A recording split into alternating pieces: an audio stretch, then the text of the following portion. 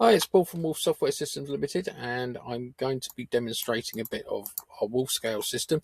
So basically, we started off building a database replication system called Wolf Scale, where you can actually just install three Galera clusters, not three Galera clusters, plain Microsoft, no, not Microsoft, three plain MariaDB servers, and then you install Wolf Scale on top of it, and it'll replicate and act as a cluster and also act as a proxy as a load balancer into those three servers or five servers, or however many you want.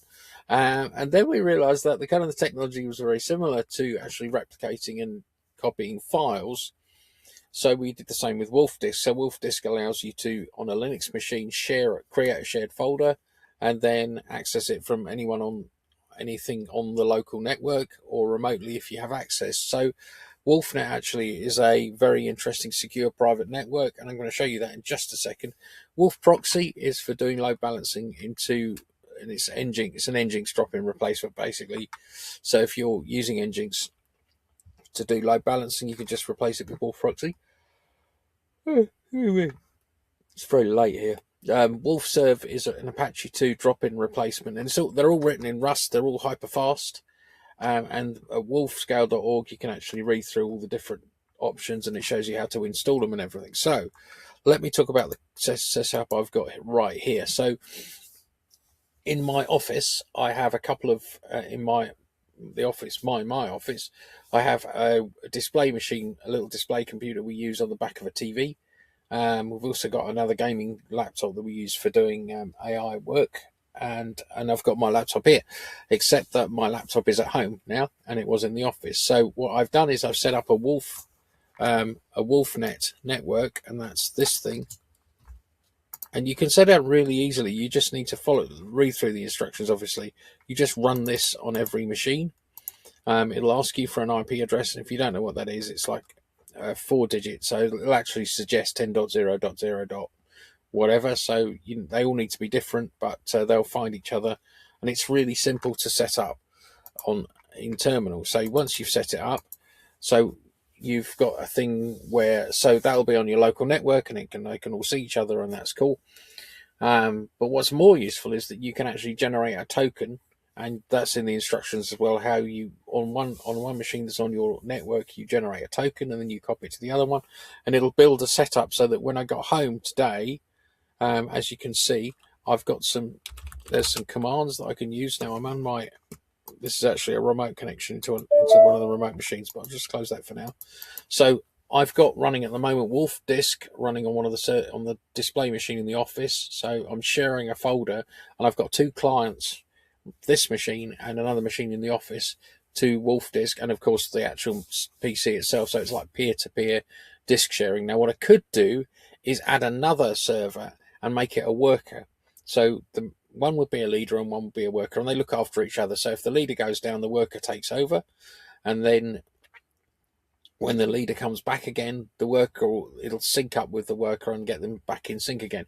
And it's file level, so that means you're not actually doing it at block level like other things. So it's much easier to set up if you've gone and rented, say, some servers from a provider, and you've just got standard IP addresses that are not really linked in any way. You can actually use WolfNet to create a private network across those servers, and also to give you access to it. So this machine here, enough of blank screens, is connected to WolfNet to the two machines in the office, and it's also connected to a WolfDisk setup. So I'm going to show you some commands. So if I can go WolfNet CTL list servers, and what you'll see is that don't worry too much, Wolf Display isn't lit up. It's only because it's not directly connected. So what actually I've got set up is on 10.10.10.1 is actually the gaming machine in the office, and I'm going through that to get to Wolf Display, and I can also access that one as well. So if I go Wolf Disk CTL list servers, you'll see that I've got there we go. We lost a bit of a connection here. We're on a Starlink connection. It can be a bit dodgy, but you can see that we've got two clients and a leader, and one of them is CodeWolf PC is actually the one we're connected to. So if I go for Wolf, so there you go. So CodeWolf PC is the one we're So Wolf is me. Code Wolf PC is the one that we're actually using as a gateway, which is just a gaming machine with WolfNet set up on it. So, and what I've done is I set up WolfDisk to be on the same network. So that means when I go back in the office, I'm directly connected to it. And when I'm out here at home, I'm remotely connected to it, and it works pretty well. So if I go into, I've got this file I've been copying around. So this is my WolfDisk here. So that's actually the remote disk sitting on the server. And because I'm a client, I don't store anything locally. It's all on the server. You can see I've been copying that file around. So let's copy another file. Copy file, and I go to file store and backup to, paste it in there, and you'll see how fast it is, considering it's remote. And that's because WolfDisk has got some compression and things like that, and the way it actually manages things. So now if I 1053.pdf in the Firestone backup 2 folder, so if I just close that, and then if I was to log in, you could see that file in the folder on the server at work, and then when I go in the office tomorrow, it'll be sitting there for me. So that's combining different tools that we have together. It's a bit of source code. So all you have to do is go to wolfscale.org. It's all open source. We do have a Patreon. If you want to sponsor and help us, and we have different levels, and you can just sign up for that. If you want some help setting things up,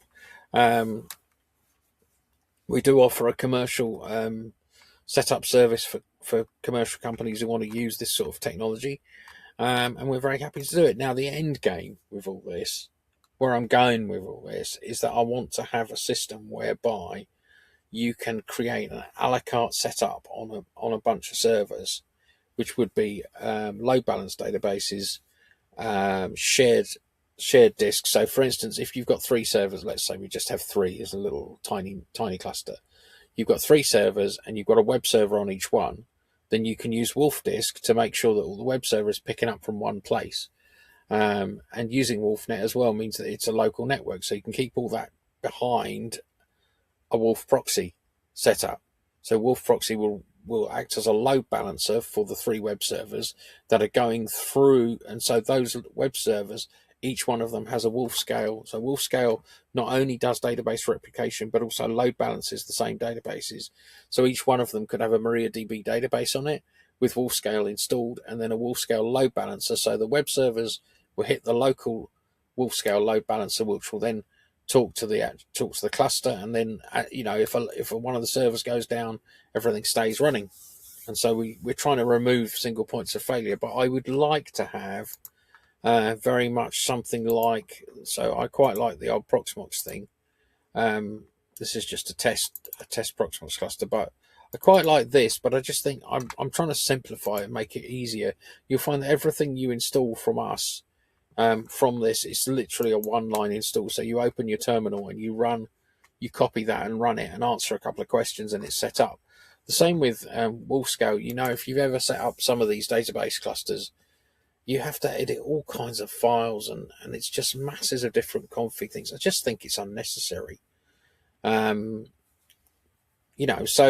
yeah. So obviously, if you're a home lab user, please do to try it out. If you're a commercial and you need some help, please get in touch.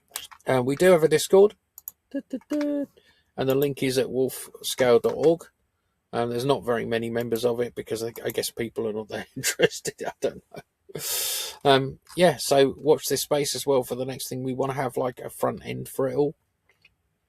So you can basically load up the front end and go, well, I want to install one of those, 2 of those.